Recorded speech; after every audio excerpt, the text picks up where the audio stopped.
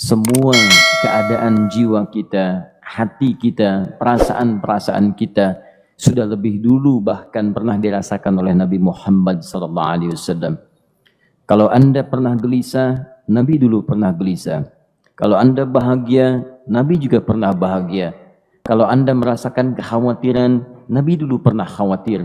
Dan miniatur kehidupan kita sudah dicontohkan dalam perjalanan kehidupan Nabi Muhammad SAW agar kita bisa belajar mengatasi problematika kehidupan. Allahu Akbar, kalau beliau tidak diutus oleh Allah, kita tidak tahu bagaimana cara menyelesaikan pemetaan kehidupan kita hingga dengan saat ini. Bahkan satu ketika pernah beliau kemudian dalam masa yang telah panjang berdakwah, qadarullah kemudian ada wahyu yang jeda datangnya tidak seperti biasanya. Biasanya datangnya cepat, berganti hari turun wahyu, ganti pekan turun wahyu. Ini beberapa masa wahyu belum turun.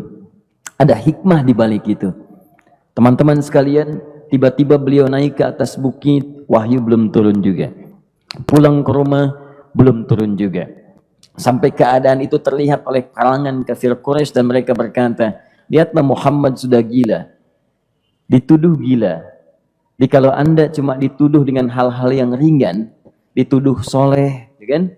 Dituduh kemudian orang yang berubah, dituduh semakin beriman dan sebagainya, barangkali itu lebih baik. Nabi dituduh gila, Anda bayangkan. Tuh Muhammad sudah gila. Muhammad sudah ditinggalkan oleh Tuhannya. Muhammad sudah kehilangan pegangannya. Muhammad sudah tidak punya orientasi. Orangnya sudah nggak jelas, bolak-balik tidak karuan. Naik ke atas bukit seakan-akan orang yang frustasi dan seterusnya. Tapi tahukah Anda apa yang terjadi?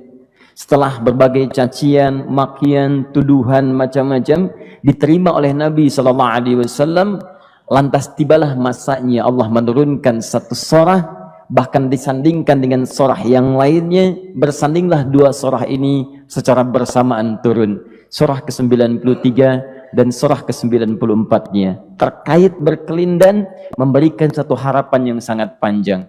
Kata Allah, wadduha wal-laili idza saja ma wadda'aka rabbuka wa ma qala walal akhiratu khairul laka minal ula walasawfa yu'tika rabbuka fatarda alam yajidka yatiman fa'awa wa wajadaka dhallan fahada wa wajadaka 'ailan fa'aghna فأما اليتيم فلا تقهر وأما السائل فلا تنهر وأما بنعمة ربك فحدث.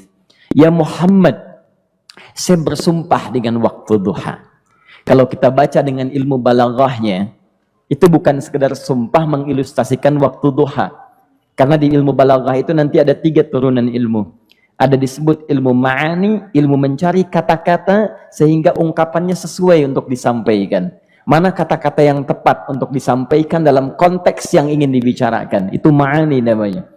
Kemudian setelahnya ada ilmu bayan. Bagaimana mengemas kosakata yang bagus ini sehingga bisa disampaikan dengan jelas. Orang tidak bingung menerimanya, paham maksudnya. Kemudian setelah itu kadang-kadang jelas kalimatnya, tapi kedengarannya tidak indah. Woi, rapatkan, woi, apa belum paham juga? Rapatkan saf. Nah, memang jelas, tapi nggak ngenakin. Maka bagaimana caranya disampaikan dengan jelas, tapi hati kita terasa nyaman. Memuji terasanya nyaman diserahkan kepada Allah, tapi ada kebahagiaan. Disampaikan tidak terasa tergurui, diperintahkan serasanya diberikan jalan untuk mendapatkan kebaikan. Maka yang ketiga disebut dengan ilmu badi' namanya. Ilmu menghiasi kalimat yang disampaikan sehingga terasa dengan nikmat. Turunannya nanti ada majaz namanya. Mengambil sebuah kalimatnya untuk diposisikan pada kalimat yang nyaman disebut dengan kinayah turunannya. Maka teman-teman, kata Allah, wadduha, diterjemahkan demi waktu duha. Bukan sekedar waktu duha. Karena duha itu ada cahaya yang indah. Dirasakannya enak. Antum keluar waktu duha kan enak tuh. Berjemur, kata orang Sunda moyan gitu kan, datang, bahkan sampai dianalisis ada vitamin D-nya bisa terasakan. Ya, kemudian setelah itu ada kenikmatan, enak suasananya. Seakan-akan dunia milik sendiri, yang lain numpang. Wah, nyaman keluar itu. Baik, jadi wadduha itu ingin bersumpah mengilustrasikan waktu kenyamanan yang pernah dilalui. Kalau dalam bahasa tafsir yang luasnya, saya bersumpah Muhammad, demi segala kenikmatan yang pernah engkau rasakan dalam hidupmu, seperti engkau merasakan cahaya duha itu. Engkau pernah senang, saya bersumpah dengan kesenanganmu. Engkau pernah tenang, saya bersumpah dengan ketenanganmu. Engkau pernah nyaman, saya bersumpah dengan kenyamanan yang pernah engkau rasakan. Walaili idza saja. Dan aku pun bersumpah demi gelapnya malam. Demikian terjemahannya. Bukan sekedar gelapnya malam, saja itu sesuatu yang pekat. Ya, ini belakang kelihatan agak gelap nih. Untuk memberikan proyek, kesini aja Pak, saya cuma ngasih contoh ini. Contoh. Saya bukan mengeluh, bukan, ingin memberi contoh. Ya, contoh pada ilustrasi yang mau saya sampaikan. Nggak apa-apa, biarkan saja. Saya mau contoh kasih kata saja. Ya, ini belakang agak gelap untuk memproyeksikan cahaya ke sini. Tapi yang mau saya sampaikan, kalau gelapnya begitu pekat, semua cahaya ini nggak ada. Cahaya nggak ada nih, sama sekali tidak kelihatan. Saya mau tanya pada Anda, beraktivitasnya mudah atau sulit? Mudah nggak menemukan sendal Anda di luar? Belum tentu. Menemukan jalan keluar pun belum tentu mudah. Anda mesti meraba-raba jalan. Anda mesti kemudian melihat sesuatu dengan pandangan mata hati Anda. Raba, dan sebagainya. Sampai menemukan jalan itu pun belum tentu benar. Itulah yang disebut dengan gelapnya malam saja pekat. Kadang-kadang ada orang yang menghadapi satu kesulitan yang pekat, suasananya siang, cuman karena masalahnya begitu pekat seakan-akan membuat diri dia gelap. Jalan susah, limbung gitu. Kenapa gelap ya? Padahal terang. Karena masalah menggelimuti dirinya seakan-akan dia diselimuti masalah yang gelap. Bimbang dia. Makan gak enak, minum gak nyaman, dan seterusnya. Ya, biasanya makan ayam tenang, ini dikasih yang lebih enak juga rasanya pahit. Gak enak zamannya. Maka kalau kita ilustrasikan dalam suasana tadi Muhammad, saya bersumpah, engkau pernah hidup nyaman, ataupun engkau mengalami masalah yang sangat pekat dalam kehidupan. Engkau alami sesuatu yang dahsyat, sampai engkau bingung, bimbang, pekat, mereka menuduhmu dengan macam-macam. Ma wadda'aka rabbuka wa ma qala. Saya pastikan kepadamu, dalam keadaan nyamanmu seperti dulu, ataupun engkau bimbang seperti sekarang, Tuhanmu tidak akan pernah meninggalkanmu ataupun menuduhmu gila. Orang-orang yang dekat dengan Allah Subhanahu wa ta'ala, maka Allah akan menjaganya, baik dalam keadaan yang tenang dan nyaman, ataupun dalam kesulitan yang luar biasa.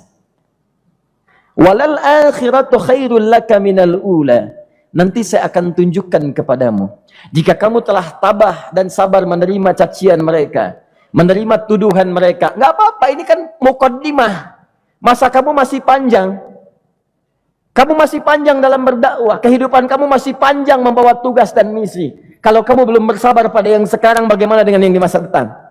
Tapi saya pastikan kepadamu, jangankan yang seperti ini, masalah pekat yang paling hebat pun kamu akan hadapi, yang membuat kamu sedemikian sulit lebih daripada ini, yakinkan pada jiwamu, aku tidak akan pernah meninggalkanmu. Ini prinsip dalam kehidupan kita. Jika Anda menggantungkan hidup kepada Allah, Anda bersandar dengan baik kepada Allah, maka ayat ini akan mengatakan, teman-teman sekalian, Allah tidak akan pernah meninggalkan Anda dalam setiap kehidupan Anda. Nanti, sekarang perjuangan, kata Allah, walal akhiratu khairul laka minal ula. Nanti saat kamu tiba di akhirat, saya akan tunjukkan kepadamu ada yang lebih hebat yang tidak pernah engkau rasakan sebelumnya saat di bumi. Tidak akan ada lagi kesulitan yang kamu hadapi. Tidak akan ada lagi cacian yang kamu kemudian hadapi. Tidak ada lagi kemudian tuduhan yang kemudian kamu rasakan. Aku akan berikan apapun yang kamu inginkan sampai kamu puas. Wala sawfa yu'tika rabbuka fatarda. Nanti kamu pengen apapun, aku berikan. Kalau saufa masih ada jeda, ya. Kalau bahasanya wa yu'tika mungkin seketika. Tapi ketika mengatakan saufa, artinya bukan saat ini Muhammad. Sekarang pun aku berikan, tapi nanti yang di akhirat aku berikan sampai kamu merasa puas. Ayo minta apa saja. Hadir, hadir, hadir, hadir. Tapi yang paling indah, kalau kamu tidak percaya, alam yajidka yatiman sa'awa. Cobalah ingat, kalau sekarang sedang susah, coba ingat dulu. Bukankah saat kamu yatim, aku yang merawat sampai kamu tidak merasakan kegelisahan itu? Lahir bapak tidak ada, aku cukupkan dengan kakek. Kakek meninggal, aku hadirkan ibu dan paman hadir di sekitaranmu. Ibu meninggal, ada kakek. Kakek meninggal, ada paman.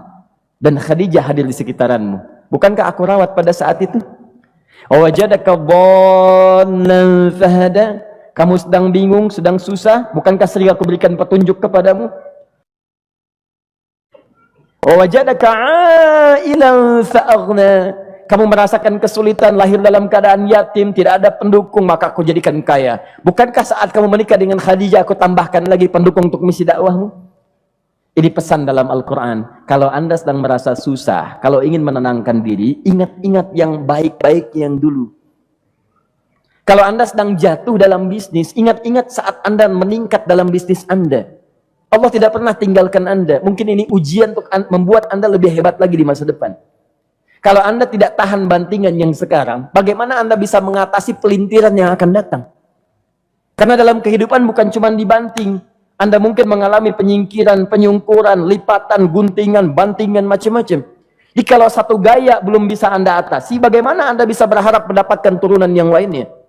Selalu ingat bahwa jika hidup Anda ingin tampil gaya, Anda harus merasakan tekanan dalam kehidupan. Karena F selalu berbanding lurus dengan P, hukum Pascalnya. Gaya berbanding lurus dengan tekanan.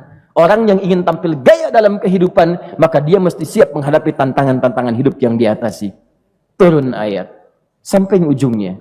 Jadi kalau kamu sudah begini lagi, jangan pernah kamu membentak orang lain. Jangan pernah merendahkan orang lain. Karena Allah pun menjaga setiap hamba sepanjang ia mendekat kepadamu. Setelah itulah turun kemudian surah Al-Insyirah. Alam nashrah lakas sadra. Antum kenal Nabi Musa? Baik. Tapi agak lumayan lah. Tadi saya di Soreang kenal Fir'aun. Di sini Musa. Baik, alhamdulillah. Perhatikan ya, dahsyatnya pemberian Allah kepada Nabi Muhammad SAW.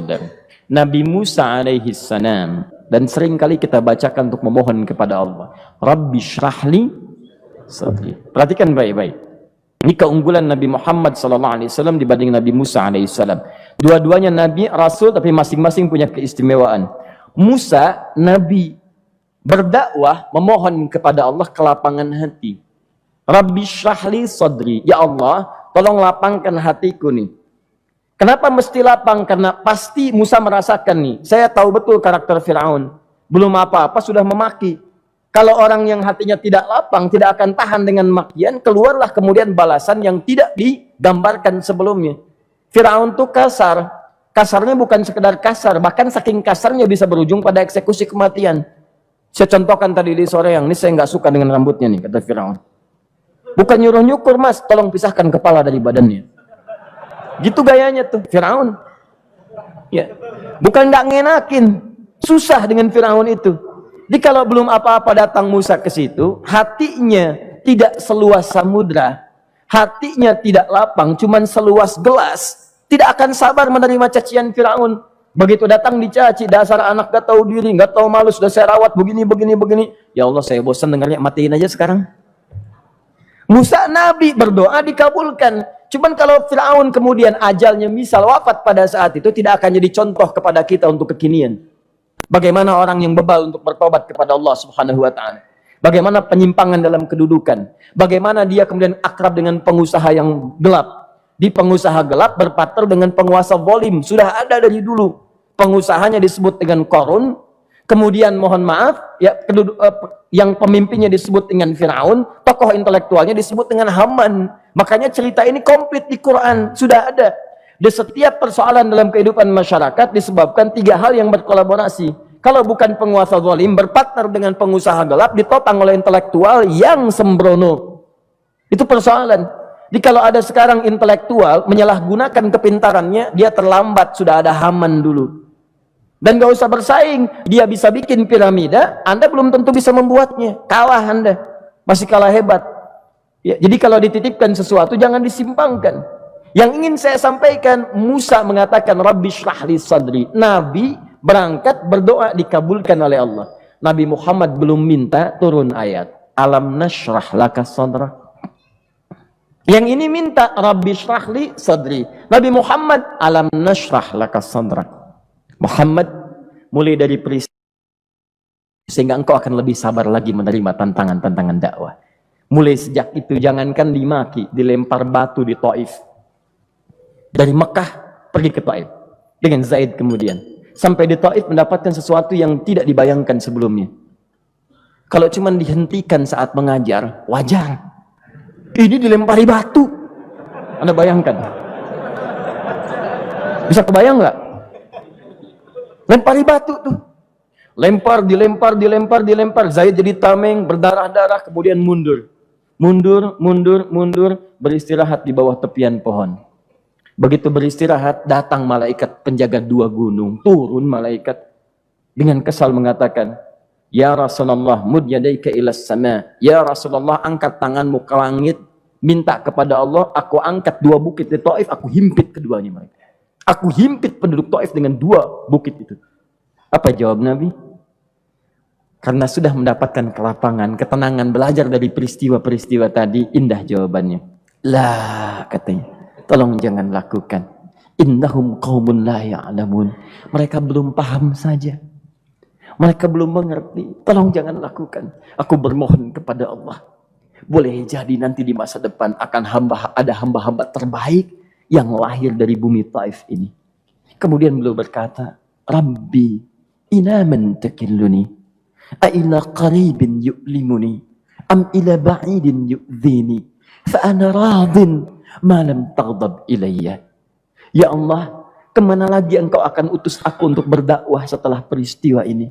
Apakah tempatnya lebih dekat aku jangkau sekarang, tapi di situ aku akan disakiti lagi? Ataukah jaraknya masih jauh, tapi di tempat itu aku akan dizalimi lagi? Aku ridha ya Allah dengan itu semua, asalkan engkau tidak marah kepadaku. Asalkan engkau tidak marah kepadaku. La haula wa la quwata illa billahil aliyil azim. Begitu kelapangan itu muncul, ridha dengan ketetapan dan siap, tabah, kuat, hadir dalam jiwanya. Tiba-tiba turun undangan, tunaikan Isra dan Mi'raj. Diangkat statusnya, naik mendekat kepada Allah Subhanahu wa taala. Dihilangkan bebannya, wa wada'na anka wizrak alladhi anqadha dhahrak. Itu hikmah, teman-teman. Barangkali kalau antum saat ini datang ke masjid ini untuk kajian, sedang bawa beban, ada kesulitan, penuh dengan macam-macam, barangkali dibacakan surat Ad-Duha tadi untuk memberikan harapan kepada Anda. Ini bukan PHP, karena ini bukan masalah urusan manusia. Ini adalah janji yang tidak akan pernah diingkari. Innallaha la yukhliful mi'ad. Kata Allah, Anda punya masalah, ingat suasana tenang pada masa lalu. Bukankah saya memberikan ketenangan kepadamu? Mendekat kepada saya, Anda bersabar, yakinkan bahwa ujian yang saya berikan saat ini sesungguhnya untuk membuat kamu lebih hebat di masa depan. Karena orang hebat tidak akan pernah sepi dari ujian untuk membuat dia lebih kuat menghadapi tantangan dalam kehidupan.